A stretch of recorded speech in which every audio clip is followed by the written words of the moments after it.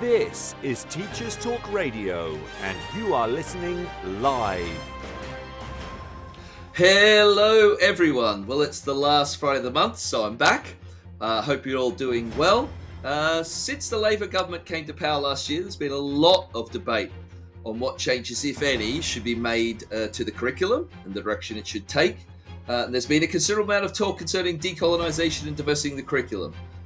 In tonight's show, my guest and I will discuss the future of education in England and the concerns many in education have about some of the proposed changes. And you are listening live.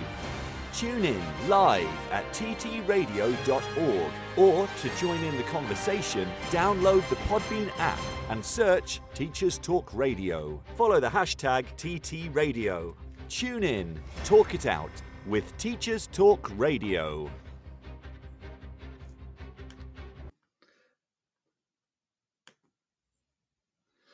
Cool. So hopefully my guests can hear me. Joanna, are you there? Hello. Yes, I am. It's great to be with you. Thank you for having me.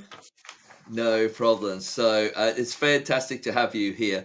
So Dr. Joanna Williams is a very respected expert in education, passionate about the philosophy of education, passionate about changes or proposed changes to education, and has written on in many articles and written books on the future of education, both at a secondary and a tertiary level, and about some of her concerns about the direction of education and where she believes things should be heading. So I guess just adding to that, Joanna, and welcome, and I really appreciate you being here with us tonight. Just wonder if you could explain to everybody what your sort of background and then teaching and I guess lecturing in education is. Yeah, sure. So I began my career as a teacher, secondary school, English, language, literature, even a bit of drama thrown in there, sometimes a bit of philosophy for the sixth formers. I did that for about 6 years. This was straight out of university, teacher training. So this was in my kind of early to mid 20s. Took a couple of years out on maternity leave and then went back into teaching in a sixth form, part of a further education college. So really it was still A-level English, GCSE English, but it was quite a different experience I found from teaching in secondary schools. After doing that for a couple of years, I studied for a master's degree in education at the local university. And when the FE College realised I was doing that, they put me through to teaching their lecturers, the vocational lecturers, kind of on their equivalent of the PGCE. So that got me much more into the educational theory side of things. From there, really started doing a PhD, which was, by this point, it was late 90s. And I was very interested in particularly the Tony Blair government and New Labour's ideas for particularly the kind of post-compulsory sector that I'd been working in at that time. My PhD was focused around social inclusion policies and how social inclusion was coming to be defined through the New Labour government. And it just seemed that it had lots of different definitions at different points in time, ranging from everything from kind of employability to integration within the community to a more social justice political definition. And every time this definition seemed to change in policy, it had knock-on impacts for what lecturers were actually expected to do in teaching. So, sorry, this is probably very boring, but after that, I really began working at the university in this capacity. This was at the University of Kent, where I was for about 12 years in the teaching on the postgraduate certificate of higher education for university lecturers and running the Centre for the Study of Higher Education. So that's kind of really my career up until about 2019. Then I left the University of Kent and got more into working for think tanks, again, looking at the kind of policy and practice, mainly in relation to education, but by this stage, branching out into some other issues too. So I feel as if I've been kind of absorbed in education in one way or another, sometimes all my life when I count my own schooling. but particularly, I guess, a good kind of 25 year period. Yeah, I mean, that's an incredible background that you stepped through now. So I guess, just for people that don't know you, I know you've got quite a high profile, so there might be listeners who actually know quite a bit about you. But what would you say to people who don't know? What is your, I guess, key ideas or philosophy on teaching in general? Yeah. So I guess it stems, and this maybe sounds a little bit embarrassing because I'm sure it's what everybody says, but it comes from my own experiences of education and why education was so important to me as a child. So I grew up in Middlesbrough, the northeast of England. Obviously people have already worked out my age, so I'm not giving anything away when I say this was kind of late 70s throughout the 1980s. Obviously, this was the period of Margaret Thatcher as Prime Minister. It was a period of heavy deindustrialization in the northeast. My own father was a victim of this, lost his job. My mother didn't have a job at this time either. And I'm the eldest of 5 children. And really, I wouldn't be sitting here talking to you now if it hadn't been for my very, very positive education. Was really a lifeline for me throughout my entire childhood. I guess I was a bit of a swot, and I just really loved school.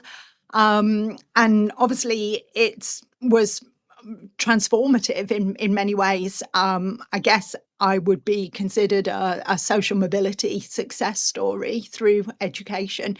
But actually, what education meant to me, and the thing that stuck with me, I think, throughout my life, was that it wasn't just about social mobility in terms of getting pieces of paper and moving on to a career, but it was much more about the escape of education in its own terms, about living in Middlesbrough and growing up in a very, like I said, almost apocalyptic, it seems sometimes, post-industrial landscape, but reading Swallows and Amazons and going to bed at night dreaming that I was in the Lake District, which I'd never actually been to. But realizing that the education I was getting at school could take me to different places in space, in time, different worlds, and it just opened up a whole universe to me, if this doesn't sound too romantic, that was way beyond the experience that I had growing up. And I think that it's that stuck with me throughout my entire life, that I think education, it's the knowledge that we convey to children, the cultural capital, to use a more technical term, the intellectual possibilities and the intellectual freedom that you can have, whatever your circumstances, that to move beyond your own horizons. And like I said, I think a very literal interpretation of that is just the social mobility of, here's a piece of paper, go on to the next stage of your educational ladder. But actually, for me, it is much more about the transformative effect of knowledge and knowing more than you knew the day before. And I think I've always had this very, very strong sense, even from my very earliest childhood, of if there's stuff in the world that some people know, I want to know that too. And the kind of social justice part of me is that I want working class kids from deprived backgrounds, if you like, to have access to opera, Shakespeare, Latin, the history of the world, the best that's been thought and said. And I guess that puts me in a line with, to name some names, I guess maybe E.D. Hirsch, Michael Oakeshott, people who would be considered perhaps more conservative, but to me, they're more radical.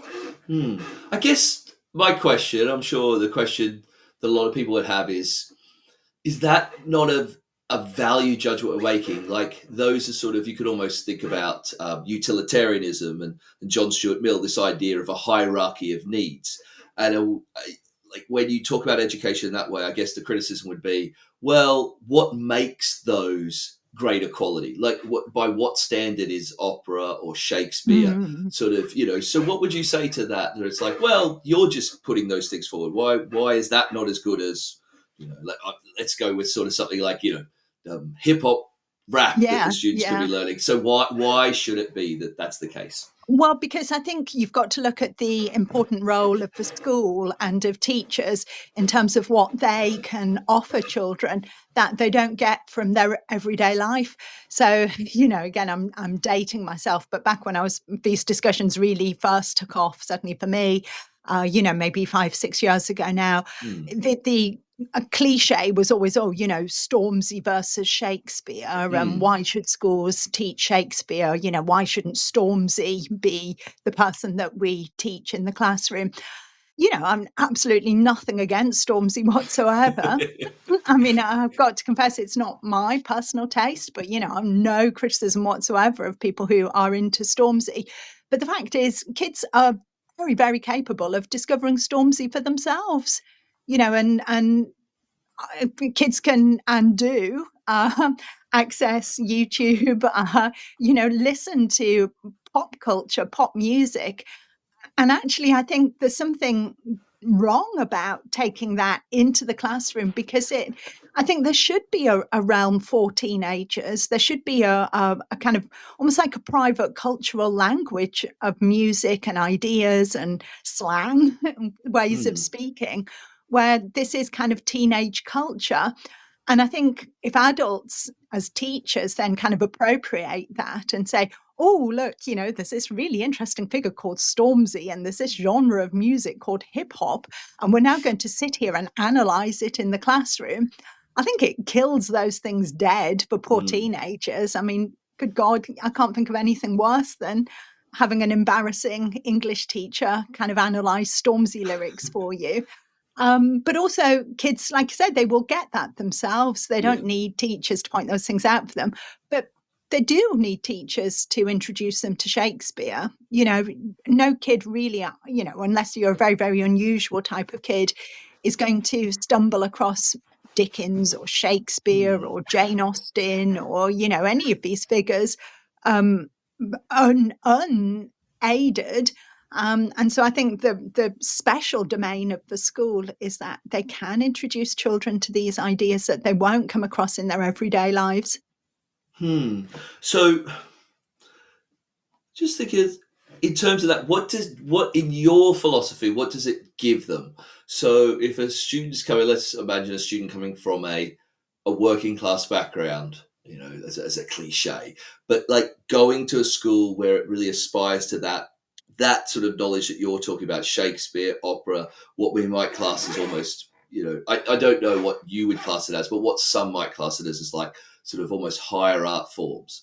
What is that type of education? What do you see as the like plus in that sort of aspect where they're not getting home? But what is it? I guess my sort of thing is, what does it matter? What does it matter if someone goes through their whole life and never has Shakespeare, never knows opera, never knows like Dickens? What does it matter? What does it matter to you? Oh, so much. I mean, and I think there's so many different ways that you could answer that question. I mean, one is it just gives you, and I guess this would be the E.D. Hirsch argument, is that it gives you the capacity to engage in conversations with other people who've got that knowledge. I don't just mean kind of go and find out snobby old people and, you can hold your head up high and talk to snobby old people. But you think through Shakespeare's words, they echo so much even in the everyday language that we use now. You even find kind of common references to Dickens's characters in the everyday language that we use. And your life is so much richer if you know where these words and phrases come from, and who the characters. I mean, you were talking at the beginning of of our conversation, one kind of model of education, the utilitarianism of John Stuart Mill. Well, the classic example that people use when they are talking about that is often Gradgrind, and the emphasis on facts alone are what children need to know. Whereas if you've never read Hard Times, if you don't know that it was Charles Dickens who came up with this, then you only have half the knowledge of where this kind of reference to Gradgrind comes from. So I think that's so important, that it enables you to participate fully as a citizen in our society. So that's vital. But I think more than that, even, it opens your mind, it expands your minds to the potential that humanity can achieve. The genius of these figures, and it gives you something to aspire towards. I mean, for me, Shakespeare, the reason why Shakespeare's work has endured through all these centuries is because if you look at plays like King Lear or Hamlet, he's describing a universal human truth about grief, about life, about the daily struggle of what it means to be human. And having those descriptions in our head enables us to expand our own idea of humanity and our own sense of what it means to actually be human. And I think that's, why would you deny somebody that opportunity? And at risk of sounding like a snob and being accused of being a snob, you do not get that from Stormzy or from hip hop, which is not to say you don't get other good things from Stormzy and hip hop. I wouldn't like to go out and dance on a drunken night out to Shakespeare. But in terms of speaking to a universal human condition, human emotion of joy, of beauty, of the depths of despair and grief, you are not going to get that from a hip hop lyric. Is that, would you say it's also this idea of cultural capital? Is that something you really see as important, or is that something sort of separate to what you're explaining here? I mean, I think it's a bit separate. Cultural capital, I guess it depends how crude you want it to be. I mean, Pierre Bourdieu, who really came up with these ideas of cultural capital, his concept really was that this becomes transferable, that you have certain amounts of cultural capital that then get accredited through university degree certificates, exam certificates, and you in turn use those to secure yourself a job, and ultimately cultural capital, social capital transfer over into economic capital. I mean, I get that. And again, that would be the classic social mobility argument. And it's certainly something I've benefited from in my life and wouldn't want to deny to other people. But I shy away from that a little bit, just because I think the loving the work in its own terms, I think is very important. So I was saying earlier, for example, about my father losing his job. He left school at 15 and didn't have any qualifications. He'd worked as a labourer, which was why when Middlesbrough was deindustrialising, he was no longer needed. There was no demand for labourers, particularly not then at that point, getting a bit older for labourers. But he read, I saw him reading books, and you could see him getting pleasure out of reading books, and that mental capacity to be able to, exist in a certain amount of chaos with 5 children and no money, and yet go off into a different world, a world of fiction. And I think that capacity to be able to find other worlds, for me, is much more important than just the crude cultural capital side of it. So, just to our listeners, I know you've written a lot, and I've seen a lot of your stuff about the philosophy of education. I saw, I'm going to butcher it slightly, but I saw a quote from you where you talked about that it's not, the philosophy of education is not looked at enough when it comes to thinking about curriculum and thinking about where education was going.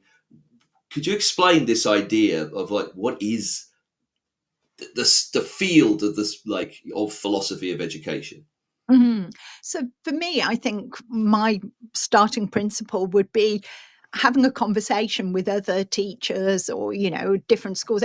When teachers speak to each other, which I think is vitally important and they absolutely should do, the starting point should be, what do we want children to know? Again, another person who I would very much align myself with is Hannah Arendt. Again, and Michael Oakeshott's idea about education being a conversation between the generations, and this idea that you're passing on to children their intellectual inheritance, their intellectual birthright. So for me, any conversation in that direction has got to start from not how can we construct a brilliant lesson plan that's going to keep children entertained and engaged and busy, but the starting point should be, what is it in the world today, or what is it that past generations knew? What is the best that has been thought and said that our generation of current adults thinks is worthwhile to pass on to the next generation? And for me, that's the most important responsibility of the teacher. That's the most important responsibility of education, is for children to have access to their intellectual birthright. And that's got to be the starting point. And if we start from thinking, what is it that children need to know? What is it that we want them to know? What should they know to be initiated into this conversation between the generations? And then you can think about, well, what's the best way that we might go about teaching this, or what other things do children need to have in place to be able to access this knowledge? But my concern is that at the moment we seem to have things very much the wrong way round. Our starting point is what's on the syllabus, or what do they need to do to pass the exam, and then how can we get them to jump through those hoops in order to pass the exam, or in order to meet the demands of the syllabus, which is not meant as a criticism of any teacher. When I was teaching myself, I that's what I did, and I totally get that that's why people do that. You have to get children to pass exams.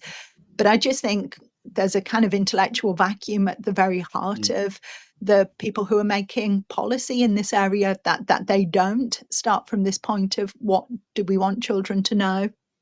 So in that sense, I'm guessing you're quite against the idea of we've heard this term, like a skills-based curriculum. We're looking at the skills that students need to deal with the fast-paced changing world of the 21st century. In that sense, there's a big focus on this idea. It's well, the purpose of school in a way is to get them ready for jobs that they may have in the future, or the university career they're going to have that leads to those jobs. Well, you're sort of saying, where does that fit in your ideas about education? No, it doesn't. Nowhere whatsoever. And I say that very defiantly and very proudly, obviously being fully aware of these debates. And it doesn't, for a number of reasons. I don't think the role of the school is job training. We're not, teachers are not trainers. I think there's a huge distinction, a huge philosophical and moral distinction between education and training. And I think when we go down the route of training children, for me, this is where we really do reinforce an elitism, because we say some children are fit for educating and some children are fit for training.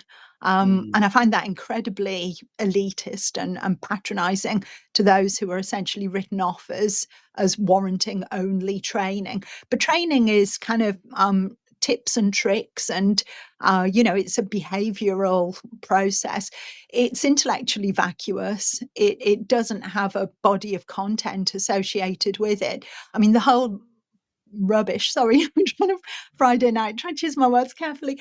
The rubbish around kind of learning to learn essentially means we're going to not teach these kids anything. We're not going to give them any content. You can't learn to learn, as far as I'm concerned. That's an absolute rubbish concept.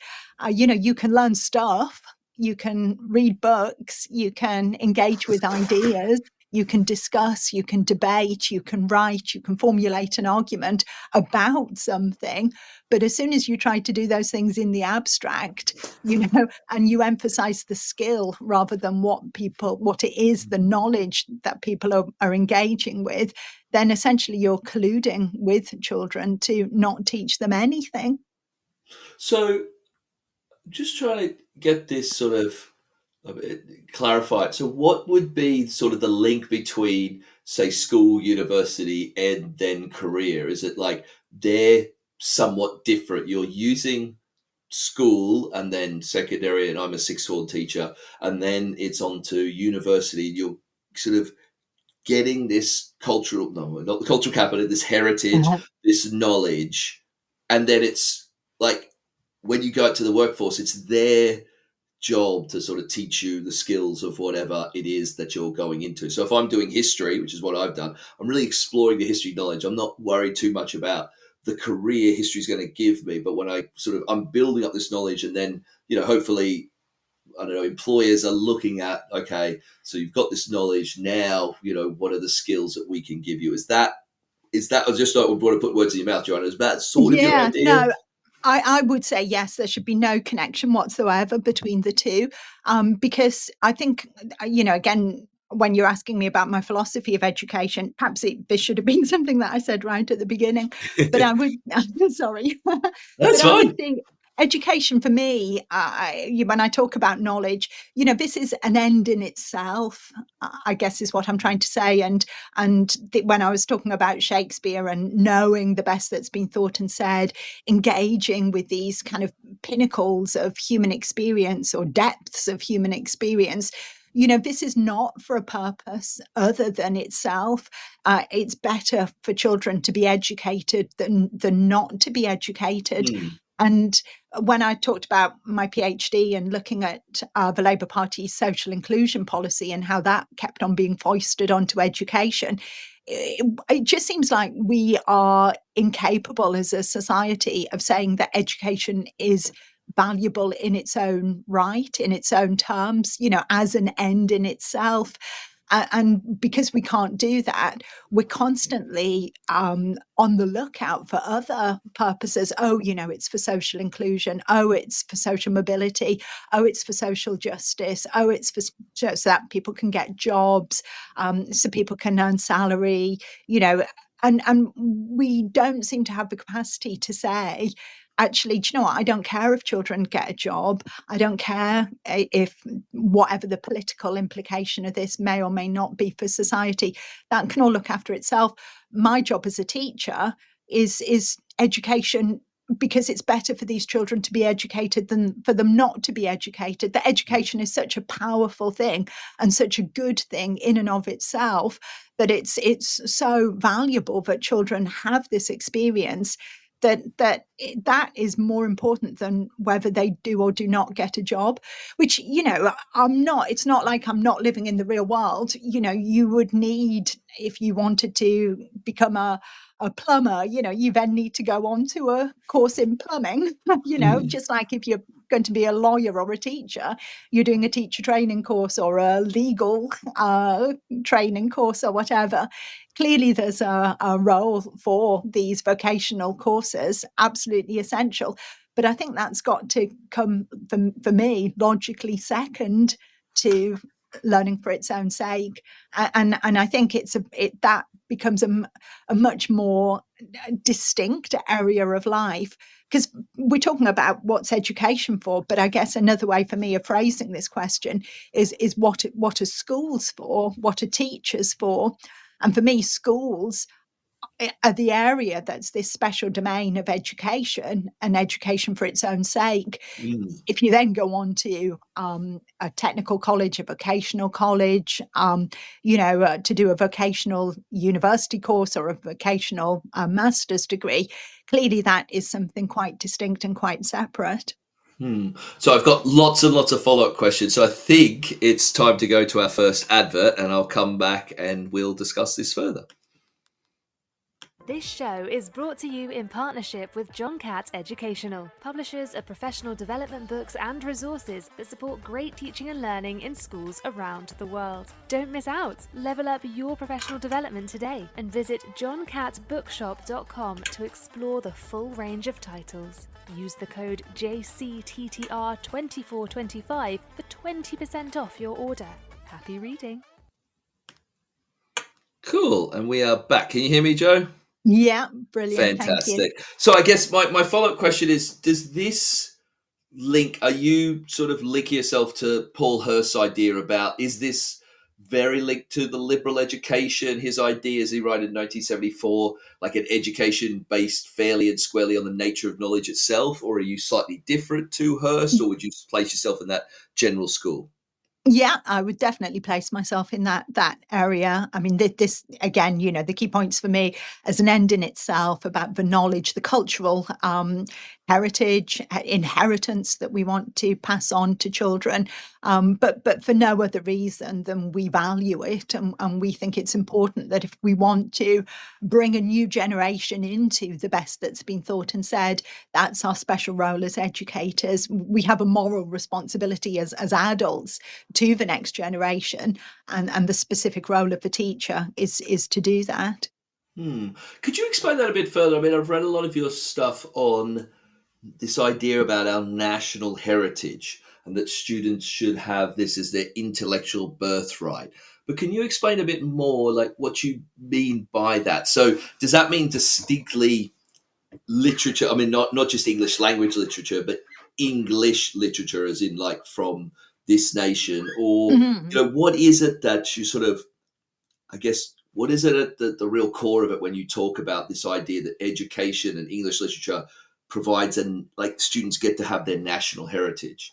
Yeah, definitely. So I do think transmitting a national culture is important, because ultimately children do grow up within a nation. And just to clarify, I absolutely would not dream of putting a kind of a color on this or anything like that. The name escapes me now, but there's a famous, very, very famous Black American guy. I think this must have been shortly after the end of slavery. Said, I sit with Shakespeare and Plato and Aristotle, and they are not offended by me sitting with them and reading them. I'm sorry, I'm paraphrasing absolutely terrible from someone whose name I can't remember.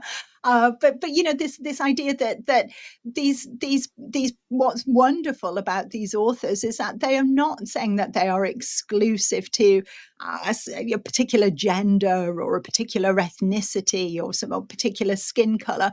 These are universally accessible. But I think what children growing up do have in common is membership of a nation. And I think being able to celebrate that as a unifying feature, I mean, there seem to be so many things that divide us nowadays that we're constantly told to focus on the things that divide us, whether that's political opinion, skin color, sexuality, gender, whatever it is. We seem to put ourselves into smaller and smaller categories.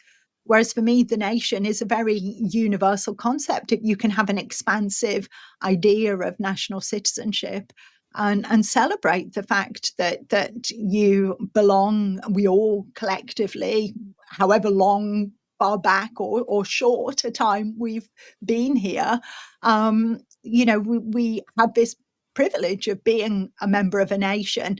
And I think in that context, knowing some sense of national history, of national literature, I think those are very, very important, because it's what gives us kind of membership of this nation, knowledge of this nation, which obviously doesn't mean to say that is an exclusive thing, that you only teach national literature and only teach national history. But I think that's got to be an important part of it, and an important kind of grounding concept. And then when you've got some sense of national chronology, then you would want children to know about the history of other countries and cultures too, and how those things then interact with each other.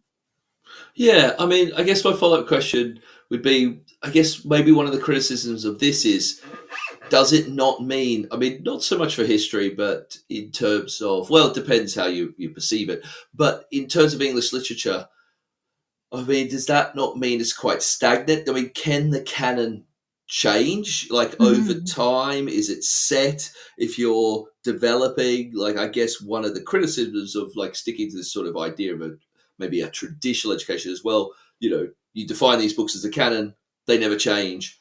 Surely it should be updated over time, like it can't always be the same. Yeah, no, it's a good point. I mean, I certainly don't think the canon should be set in aspic and never change. Um, and when I talked about the teachers having the starting point for conversations between teachers should be, what do we want children to know? What should children know? What do we want to pass on to them? I guess what I really meant by that was this conversation of what should be in the canon, what works of literature, or I'm just using that because that's my own subject area. Yeah. But whatever subject you teach in, what is most important that we should be teaching children. And to clarify, I don't think that's a one-off conversation that you have once, and then you don't revisit again for another 30 or 40 years. I think this has to be an ongoing conversation. So I do think this is something that we should be looking to actively engage with and kind of make into a living thing, even if we're talking about authors who've been dead for many centuries. But that said, I think you can fetishize, or we as a society can fetishize the new. And kind of it seems very shiny and nice to always want to have new things and up-to-date things. And I guess I see this a lot in schools, even in my own experience of teaching with technology, because it's like on a computer, this must mean it's like so super and good and much better than it being in a boring old book. I'm sorry, I'm paraphrasing terribly. But there's kind of this obsession with the new, I think, and an obsession with change.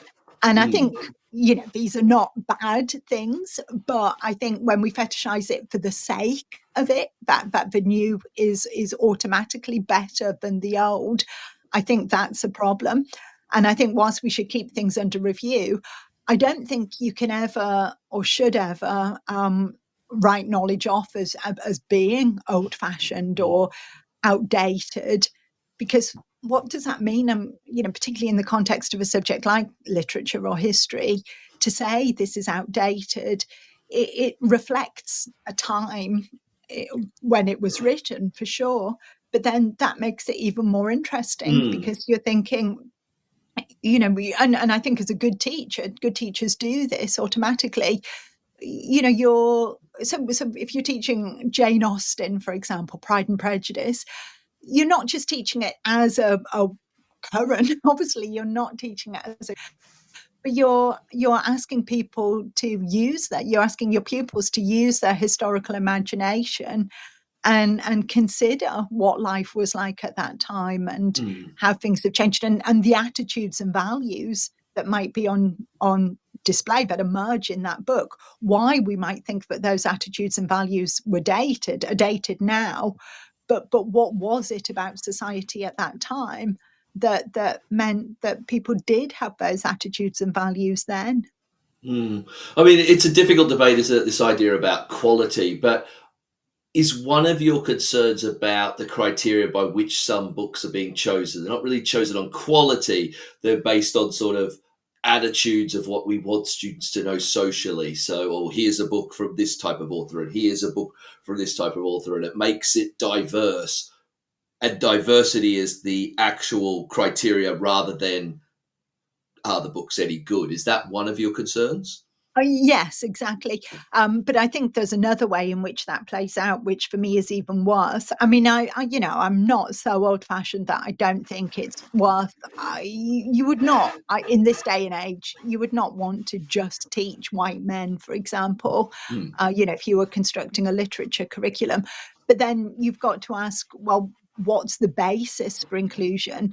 You need to make a good basis for including authors on the quality of their work and, because they might be female or black or from a different country, but those things are almost irrelevant or just kind of additional features to the quality of the work. The quality of the work's got to be most important, but it's not beyond the wit of anyone to find good quality work, from a diverse range of different identities.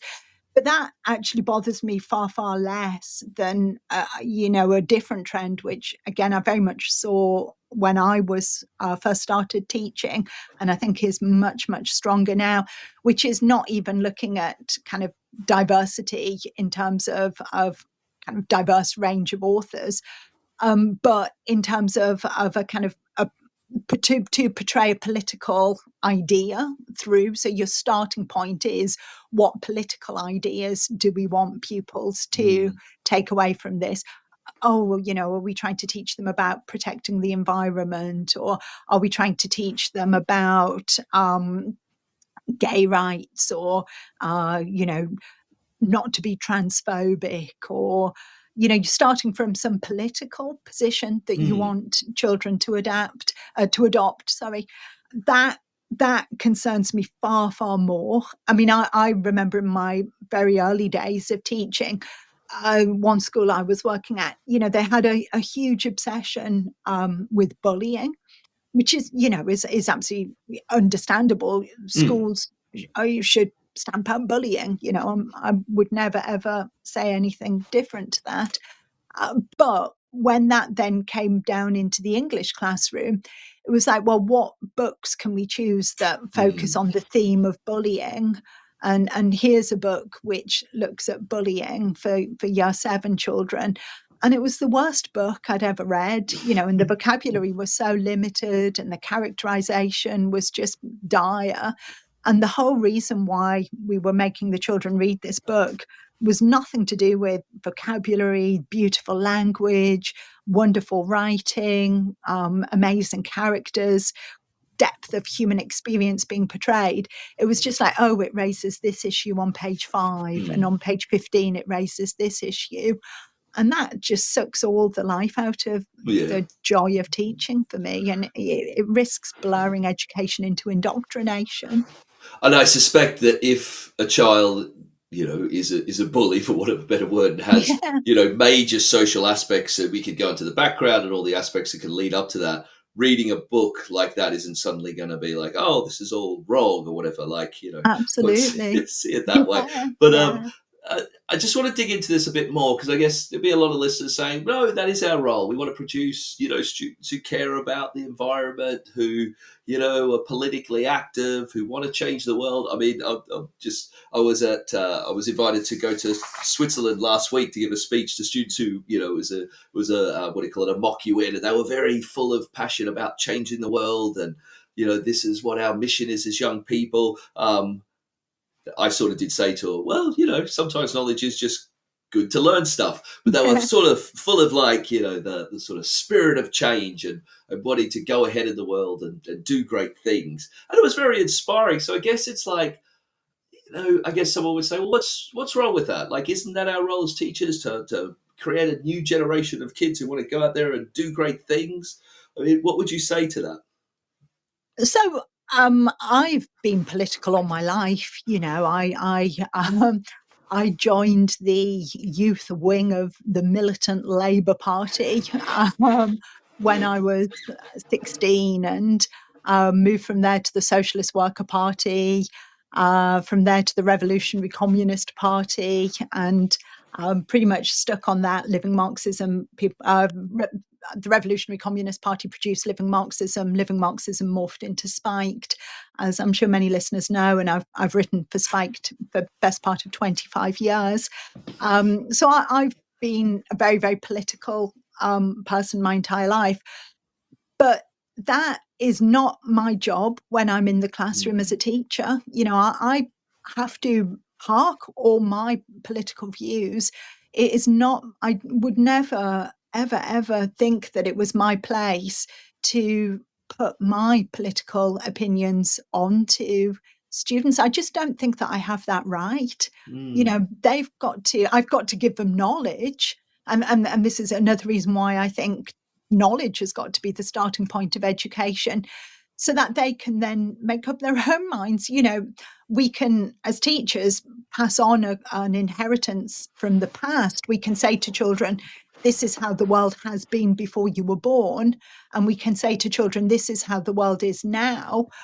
But they have the responsibility of determining the future. Whereas if we start by saying, the British Empire was terrible, and that's because white privilege, that's why we still have white privilege today. So we're going to give you lessons where you can all kind of reflect on white privilege. We're playing politics with children. We're putting our adult political language and political ideas onto them. And for me, that just seems grossly wrong, morally wrong, and very arrogant and presumptuous to do that. So is your idea that, they'll work those things out themselves? They'll come to political views. People have always been political. It's their sort of role. So we're imparting knowledge, we're showing understanding, this cultural heritage you're talking about, and whatever students use with that. Like, I'm assuming you still want to challenge extremely poisonous ideas in the classroom. Oh, absolutely. If I was in the classroom and a student made a racist comment or a sexist comment, depending on how severe it was, I'd either just say you just completely, utterly shut it down. That's your first thing to say, is just, this is completely unacceptable. Either they kind of go through a disciplinary proceeding immediately if it's so terrible, or you make it perfectly clear that absolutely must never, ever be repeated again. This is not the place for saying those things in your classroom. But, if it's perhaps not so shocking or so offensive, I think actually having a conversation where you can say, well, why do you think this? And actually then presenting children with another argument and another point of view. I think that is an important thing to do. And obviously, a lot of this is according to the age of students as well. I think pupils, I should say, I think what you're doing with pupils below the age of kind of 11, 12, 13, particularly in the primary school, in the early years of secondary school, is something very different to what you're doing when they're, years 10, 11 through to sixth form. And clearly when pupils are that age, 10, 11 in the sixth form, they know that you have political ideas as an adult. They know that. They're not stupid. And again, I think the duty is not to lie to children, not to say, well, oh no, I have no opinion whatsoever, but always to try and present them with the other side of the argument. It's a very difficult thing to do, particularly if you're passionate about a particular issue, but to almost present it as, well, this is my opinion and I think this because, however, I'm sure there are other people who think differently. I mean, I guess one very good example of this I discovered in the university where I was working was around Brexit. And if you think the vote for Brexit in the country was pretty damn near 50-50. Yeah. And yet in universities, it was much nearer 90% for Remain. So those lecturers must have had an idea that the students they were teaching, either they themselves or the families, were not, completely convinced by the Remain arguments. And yet I saw and heard so many lecturers making, in front of students, incredibly condescending and patronising remarks about the ignorance and the stupidity of Leave voters, on this kind of jokey assumption that, of course, all of us, we all share the same opinion. We all know that voting Remain was the right thing to do. So actually, do you know what? Those students are going to go home and those are their parents that you've just insulted. And I don't think you have the right to do that. You can say, well, I voted Remain and this was why I put forward this argument. But to laugh and poke fun and insult, I thought was terrible. So, I mean, I guess what I think about, I've taught in the UK, I've taught in Australia. Isn't education always political? Do you sometimes, this is sort of a harsh question, but do you sometimes feel disillusioned, Joe, in the sense that what you're talking about, I see, I can remember, well, it's still ongoing, but in Australia, there's sort of vicious, what's called the history wars, the curriculum, it changes between Conservative and Labour and what's being taught in the curriculum. And it seems to be the same thing in the UK. But this idea that I mean, can you ever think of like, yeah, there was a time where the ideas and the political ideology of parties didn't play a role? Yeah. No, I mean, it's a very good question. And I think the problem is, what do you do with this knowledge? You could say this about everything I've said so far this evening in terms of my views on what children should be learning. People would say that's a very, very political.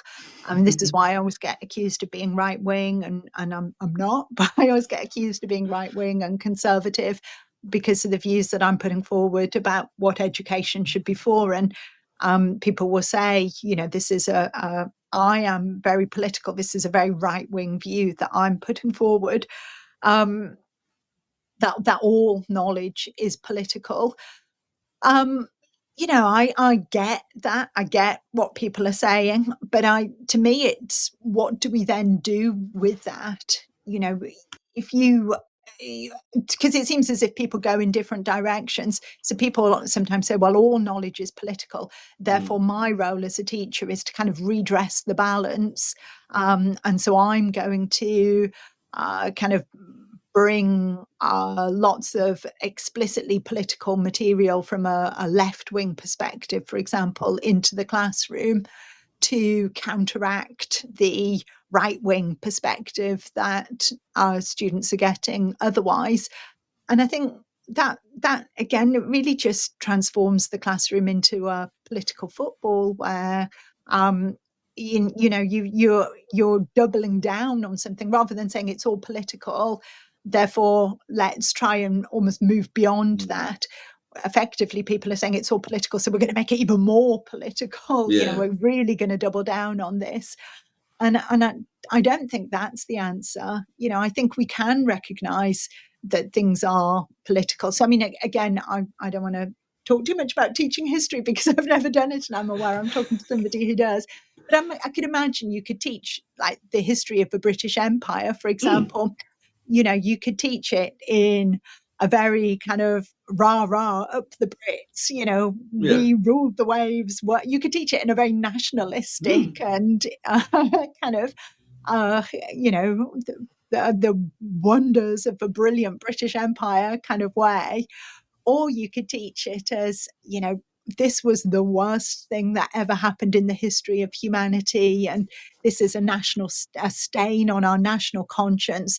And we've all got to feel guilty, forever, evermore. Or I think you could somehow try and find something in the middle of those two positions. And I don't mean necessarily draw up a balance sheet of, we did bring railroads to India or whatever. I'm not suggesting something as crude as that, but actually trying to present students with a view of saying, well, the past, there were some good things and there were some bad things. And there were some things which we think are bad now, but in the context of the time, people didn't necessarily think were bad at that point. And isn't it wonderful kind of at the way history works that we can look back and kind of reassess these things now? Yeah, and I think that's really interesting. I mean, maybe it's just my little silo, but I tend to think that is, well, that's how I'd like to think I teach. And I tend to think it's how a lot of teachers teach. So sometimes when I see these debates like sort of played out in the news, I'm like, well, that's not really what the average, the biggest voices sort of come to the fore in terms of people who have very assertive ideas, and they're going to, legislate. You have to teach the British. I saw something like we should make it like, an actual sort of thing that teachers have to teach, like the bad side of the British Empire. I was like, well, who is teaching that? So I do think sometimes these debates can be like, and then your average teacher is like just doing their thing, doing it pretty well, teaching, sort of in a pretty balanced way. I do sometimes, I'm not having a go at you, Jo, but I'm sort of, sometimes I think some of these debates that are played out in the press are, of course, there are teachers who get involved, but I'm like, sometimes think, yeah, they're a minority. Most teachers are just doing their job, teaching it pretty well, and that they're not that big into the whole idea about, what would you call it, like social engineering, as much as the bigger voices you get. But the really representative voices that are in the papers are something very bigger than what most teachers are doing. No, I think you're absolutely right, and I think important point for me, though, to keep in mind is that this comes from both sides of the political spectrum. So I think, you can have the Telegraph has a nice line sometimes in, pupils identifying as cats and wanting litter trays in the toilets at school, which, I am prepared to accept if that happened once. That was one in however many millions of pupils there are, and however many thousands of schools that we've got. But I think you also do get the other kind of side of that in Guardian columns as well, where the Guardian seems to have a nice line in, I was a student, school pupil, doing history, and we never learned anything at all about Black history or, about anything about the history of another country. And I think, well, do you know what? I was at school doing history kind of 35 years ago. We learned more than just Henry VIII and the Second World War. 35 years ago, it was not that unusual to have a bit more diversity. And the idea that you leave school now and, you never, ever learn anything about you could do GCSE, history up to GCSE, and never, ever know that slavery occurred in the world. For me, that beggars belief. I struggle to think that there was a British Empire and the British Empire ushered in some pretty terrible things. I struggle to think that people can leave school nowadays who've studied history to GCSE or A level and not have heard about slavery or not have heard about the British Empire's bad things. I mean, it's one of my major bugbears is when people make comments. So, the person whose name escapes me now who came up with horrible histories, I did see something the other day. He was like, that what happened to the Tasmanian Aboriginals in Australia? And he was saying, it's terrible that students don't learn this. And I was like, no, they do. I teach British Empire. I teach one of the exam boards I'm not going to name, but there's thousands of students and the Tasmanian Aboriginals is on it. So that's an annoying thing where it's like, well, do some research. He was like, and students had never taught this. And I'm like, no, about, it's A level, so it's not all of them, but you're talking like a fair whack of students do the Empire course. So it's over 1,000, 1,500, and we have to teach it. So, I mean, those things are always, for anybody who teaches something and they're like, students never learn this. And you're like, no, if you did some research, of course they do. So, absolutely. Yeah. And the flip side to that, though, is that, if you accept, so I think it's Terry Deary, the horrible history author, who I kind of share some of your gripes there. But, the flip side to that, you could imagine is this kind of mythical world. It seems to me a mythical world where children are going to school nowadays and they're learning all about, the Battle of Waterloo and Nelson and the Battle of Trafalgar and, as if these were just kind of like brilliant moments from British history. I have to say my own history education was not brilliant at all, but I'm constantly having to Google, when was the Battle of Waterloo? What was the Battle of Trafalgar all about? We were never, ever taught those things at all. And whether that was just because they weren't on the curriculum or, teachers had no interest in teaching those topics. But, I did learn about slavery and I did learn about the British Empire. So this idea that, we're taking children to just give them all about, up the Battle of Trafalgar. It's a very... I don't think that's true. No, it's definitely not true. So let's go to the news. And when we come back for the final part, I want to discuss a bit more about, the potential changes to the curriculum and what your concerns might be. This show is brought to you in partnership with John Catt Educational, publishers of professional development books and resources that support great teaching and learning in schools around the world. Don't miss out. Level up your professional development today and visit johncattbookshop.com to explore the full range of titles. Use the code JCTTR2425 for 20% off your order. Happy reading. This is Teachers Talk Radio, and this is Teachers Talk Radio News. In this week's education news, The Guardian, The Standard, and several other newspapers report that the Education Secretary, Bridget Phillipson, pledges to tackle chronic skills shortages by abolishing the Institute for Apprenticeships and Technical Education and replacing it with a new body called Skills England. The bill, which will transfer the functions of the Apprenticeships and Technical Education Institute, reached its second reading in the House of Commons and was passed by 317 votes to 55. In support of the bill, Phillipson said, "The skills gaps that we face in our country deny people the opportunity, the power and the freedom to choose the life that they want to live." Critics of the bill argue that the new body, Skills England, will not be truly independent and will not have the respect of the profession. Phillipson responded by saying this approach was necessary because of the urgency of the skills shortage. Periodical Schools Week carries the story of ex-schools inspectors who have launched the Alternative Big Consultation on Ofsted report cards. Former senior officials behind the Alternative Big Listen last year fear that current proposals to change the inspection system are being presented as take it or leave it.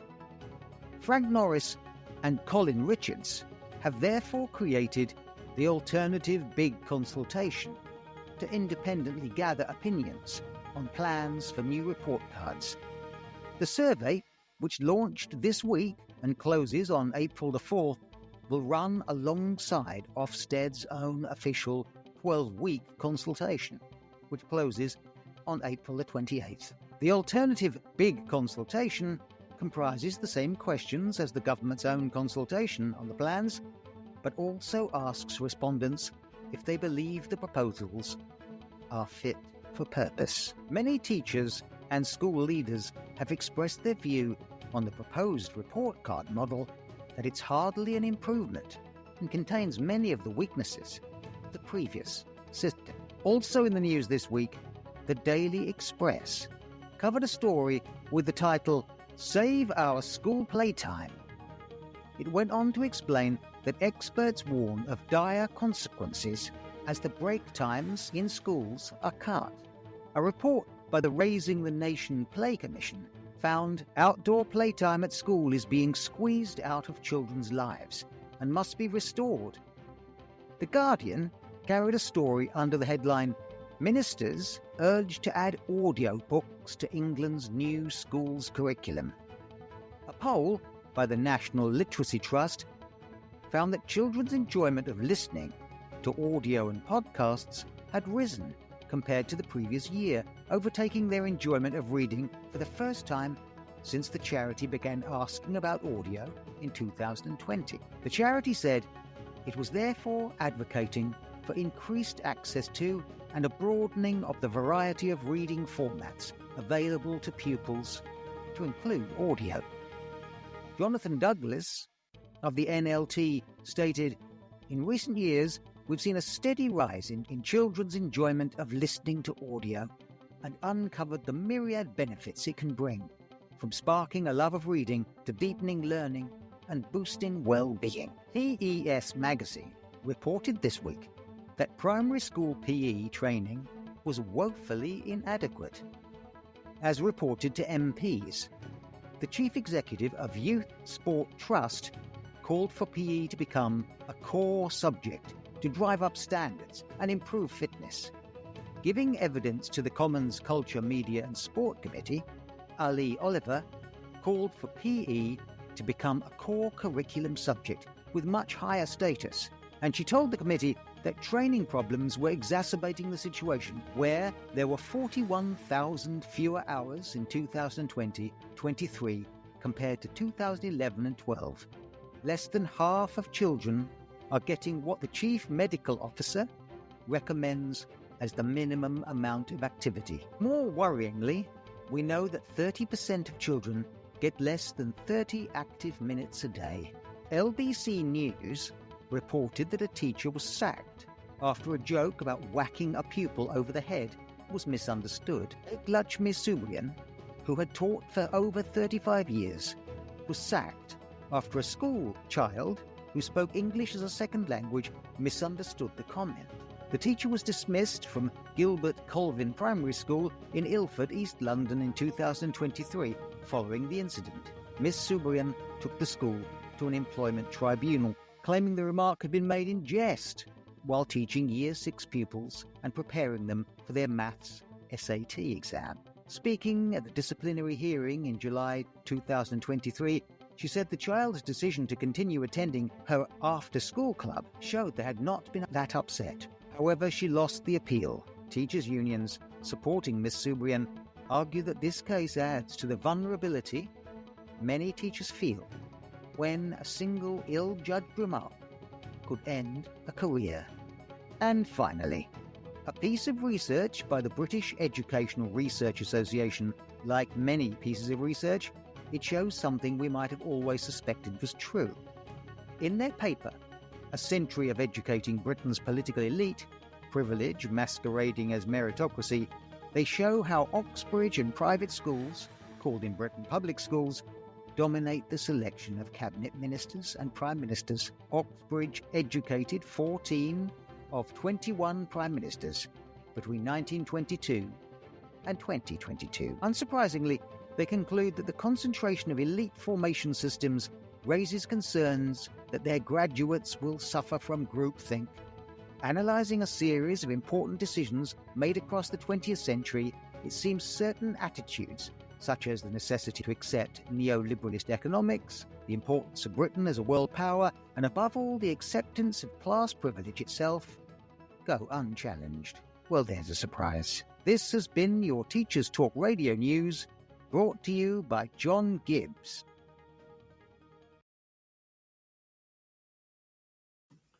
And we're back. Jo, can you hear me? Yes, I can. Thank you. Fantastic. So I was just thinking, like, is Britain unique? Have you done much research outside of Britain? Like, is the British system, are there any educational systems you would point to and say that's more in line with my philosophy of education? It's a good question. I can think of lots that are much more similar to Britain and even worse. Yeah, so could I. For example, America, much of the talk that you hear about. I mean, we've got to be careful, of course, because even when we talk about Britain, there isn't a British education system. No, that's true. Yeah, I mean, when we look at Scotland and Wales, I mean, they've got their own different systems. I actually think England is doing better than Scotland and Wales. Sorry, again, I'm being very controversial. But even if you look at the kind of basic scores that children get in the PISA tests and kind of measures of basic literacy and numeracy, I think it's very tragic that children in Scotland and Wales are performing less well. I mean, clearly they're not genetically different or mentally less capable. It does suggest that they are being taught differently. Which is deeply concerning. I'm racking my brains trying to think of a country that I would emulate, and I'm struggling. Sorry. Yeah, no, I mean, do you know? I mean, Finland's raised a lot as an education system that doesn't have exams, that still does well on the PISA tests. I mean, is it something you've looked at very much? I mean, I don't know much about the Finnish education system. I just know it's one that's always pointed out as like it's much more focused on sort of, I don't even know knowledge, but it's not as exam focused, and yet it does very well. But is that not something you've looked at very much? Yeah, no, it's not something I've looked at very much. I mean, the little I do know, I never stop lack of knowledge getting in the way of me expressing an opinion. I guess what I do know gives me a little bit of a health warning on some of these discussions, because obviously we know it's very hard to separate schools from society. And even things like the nature of the language. So I'm spending an awful lot of time in Hungary at the moment, and I'm trying and failing miserably, but trying to learn Hungarian. And one thing that kind of boosted my capacity to learn Hungarian was the realization that it's an incredibly phonetic language. And they've got more letters. I think they've got like 32 letters in the alphabet. But as soon as you crack the different sounds that each of these letters represents, then actually reading becomes much more straightforward than reading in English, where we know, letters can have many different sounds depending upon the word. And the little I know is that Finnish is perhaps, some of these languages are a bit more phonetic.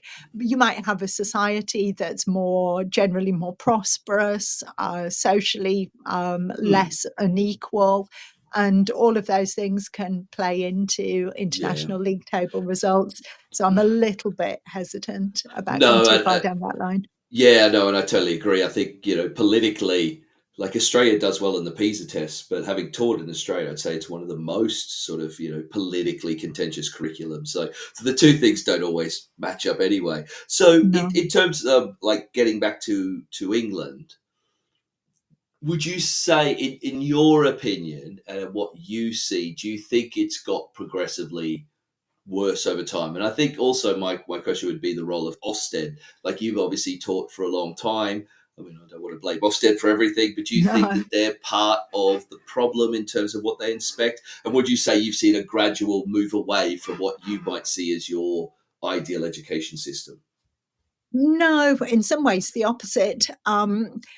I think really over the course of my lifetime, things have got kind of worse, then better, then worse, then better. Okay. Things have changed a lot.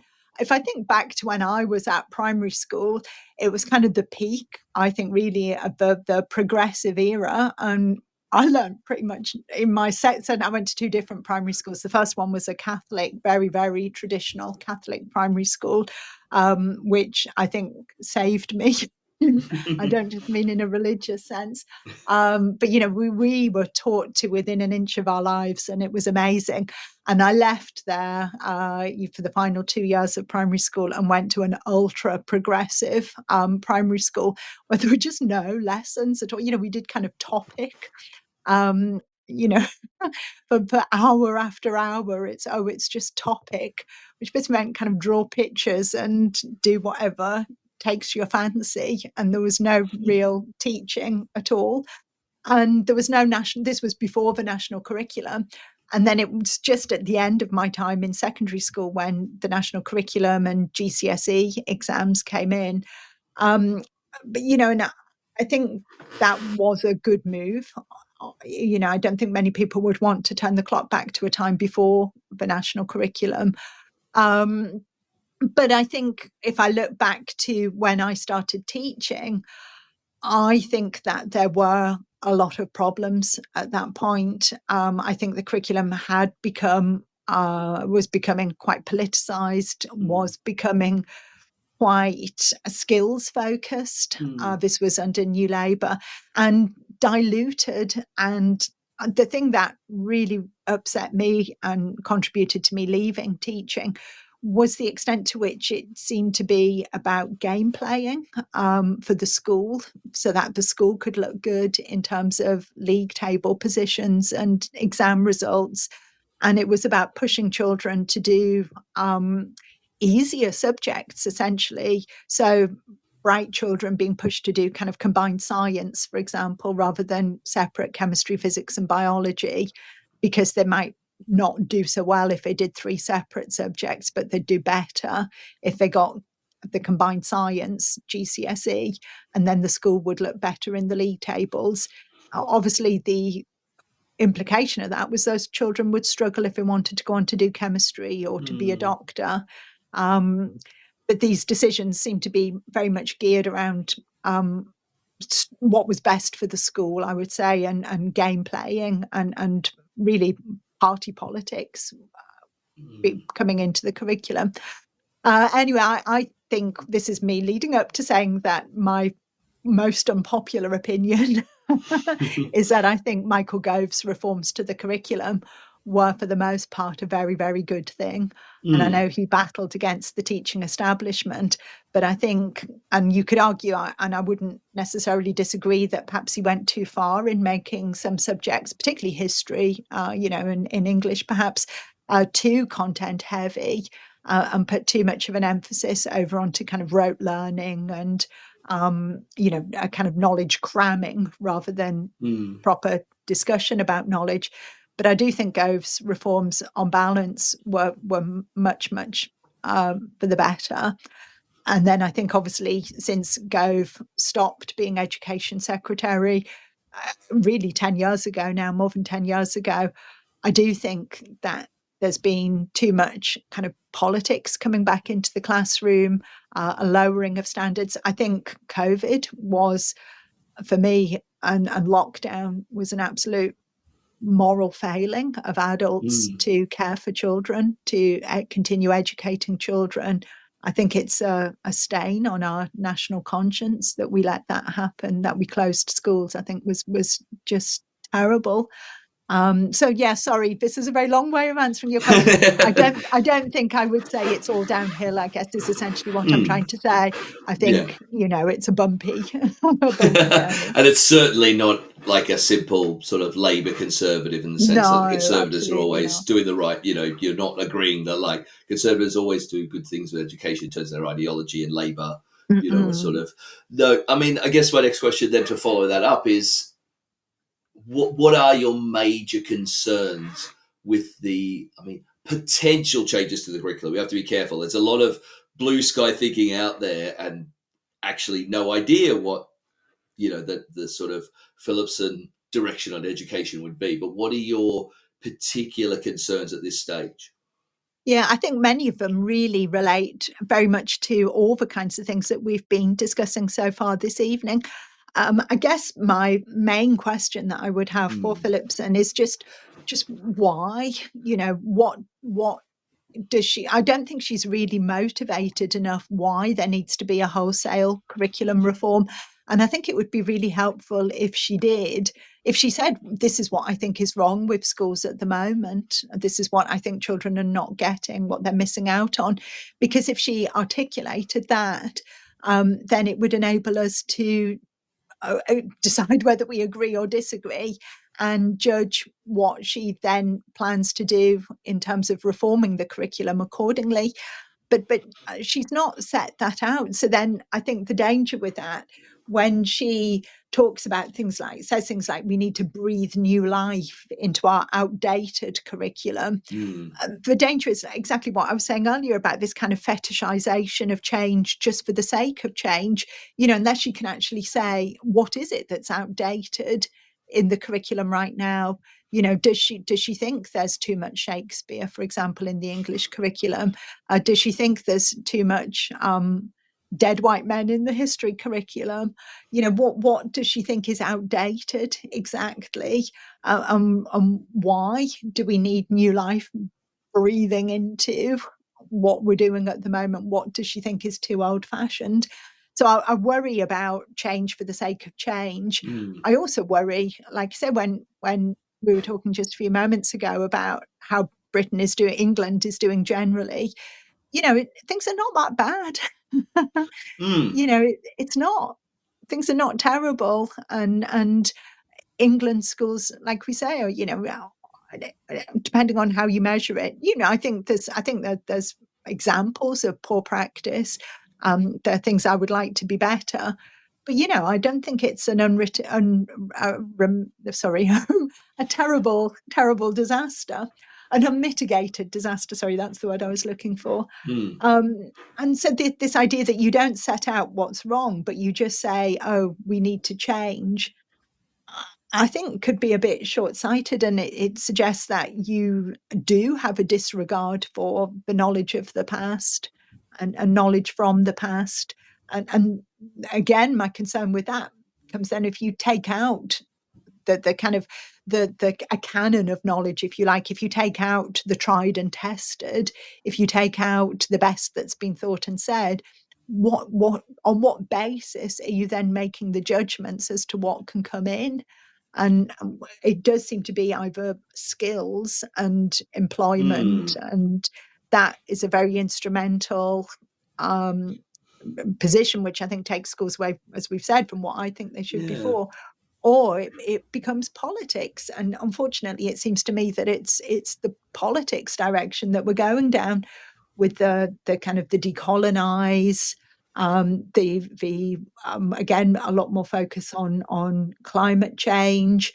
You've got groups like the Oxford and Cambridge Exam Board talking very dismissively about we need to be more focused on the world as it's going to be, rather than these kind of so ridiculous canons of knowledge that are built up over centuries.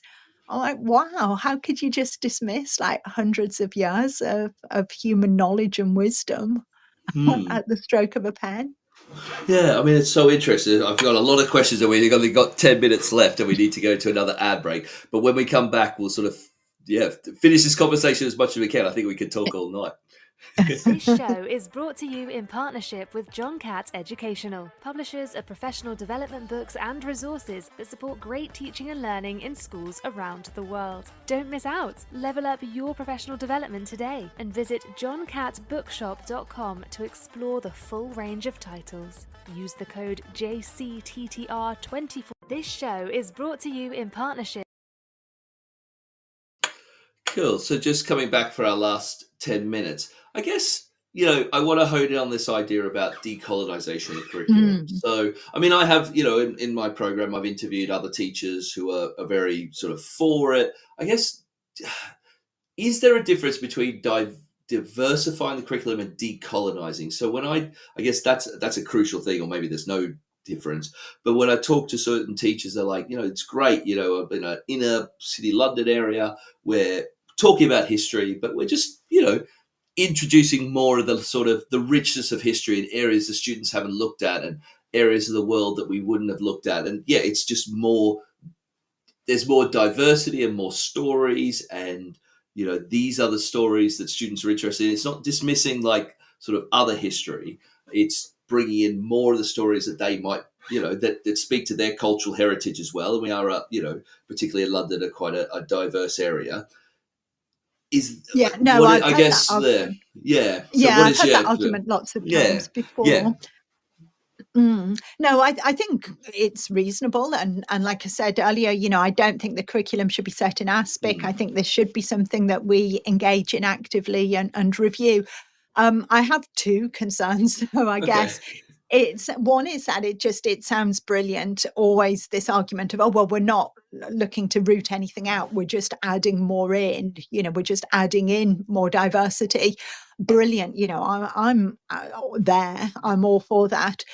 But there is a reality that if you're a teacher, you will see if you're teaching a subject like English, for example, you see those kids for 3 hours a week tops, over maybe 4 or 5 lessons. And that's for the equivalent of 10 months of the year.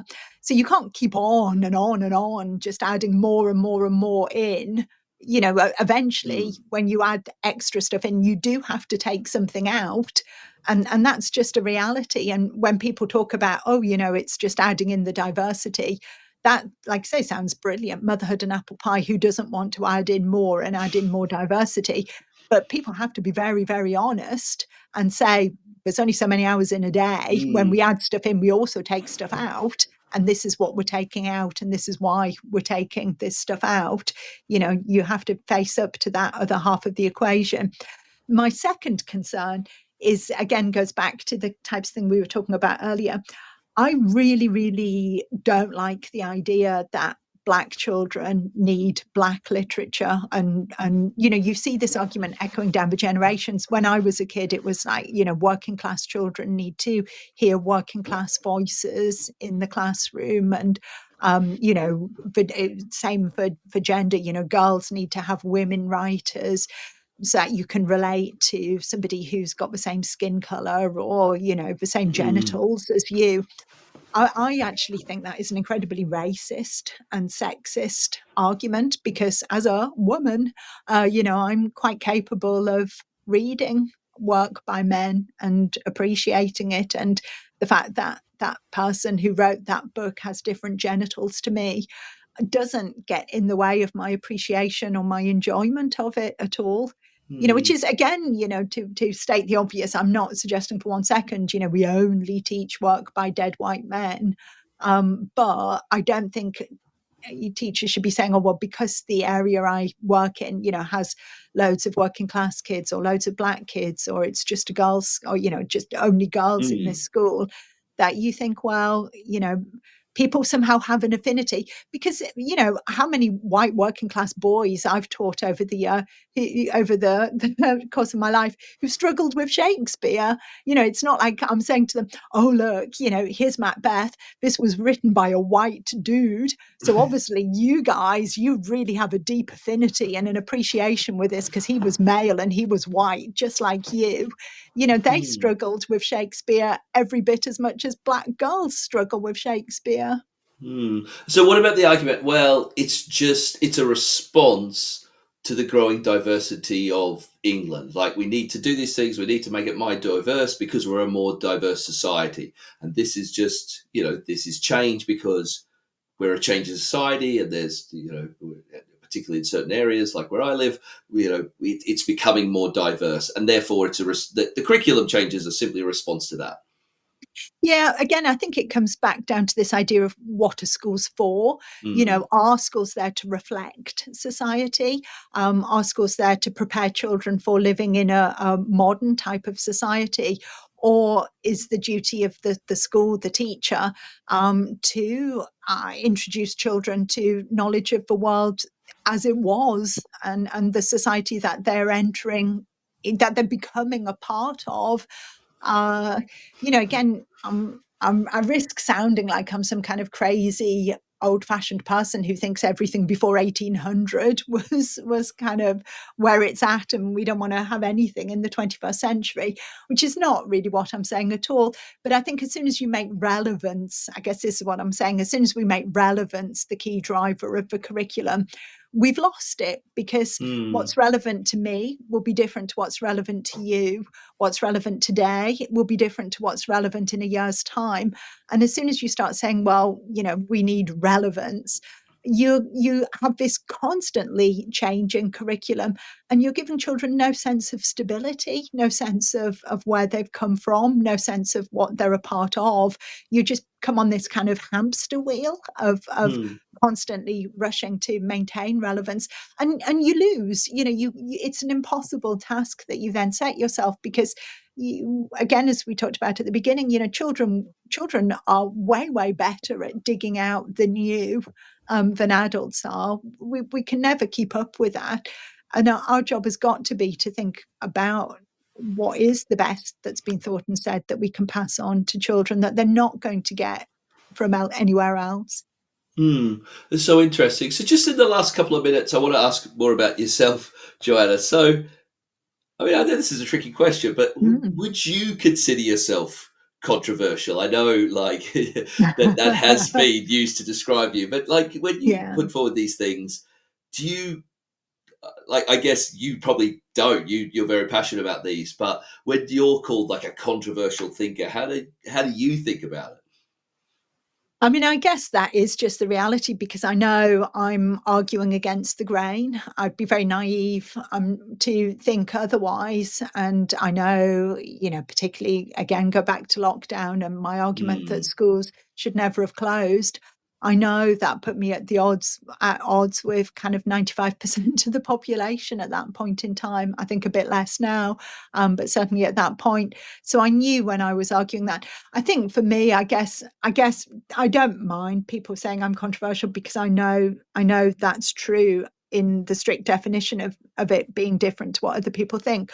I guess what I would hate would be for people to think that I'm contrarian, like I'm just doing this to kind of get laughs, or what's the phrase people use, like trolling, or to kind of get a reaction, because that upsets me when people think that, because I've got 3 children, and a busy life, and the idea that I kind of sit there thinking, oh, what can I say today, just to kind of prompt a response and wind people up, because that would be fun. I have so many other things going on in my life that can be a source of fun, or, and I really, really, really don't just kind of need the drama. So if whatever I do say publicly, which I know is a lot, but whatever I do say, I only ever say it because I absolutely 100% mean it. I've never said anything, I don't think, purely because, this would kind of get lots of retweets or whatever, and this will make people angry and get a really good response from people. Either I mean it or I don't, and I only ever say what I mean. Well, thanks so much, Joanna. I mean, I really respect you as a very sort of, brave thinker, whether we agree or disagree, or anybody agrees or disagrees with you. I really respect the fact that you're out there saying, exactly what you're saying, what you believe. And I really, really thank you, because I know you have a lot of other sort of much more important media associations than you have than me. So I very much respect you coming on a Friday night and talking to us on Teacher Talk Radio. And I'm really, really happy you're able to come on. And thanks so much. At least I can get my glass of wine now. But it's been a real pleasure. Thank you. Cool. Thanks so much. And thanks to all our listeners. And I hope you found it interesting. And we'll speak in a month. Thank you so much, Joanna. Brilliant. Thank you. Cheers.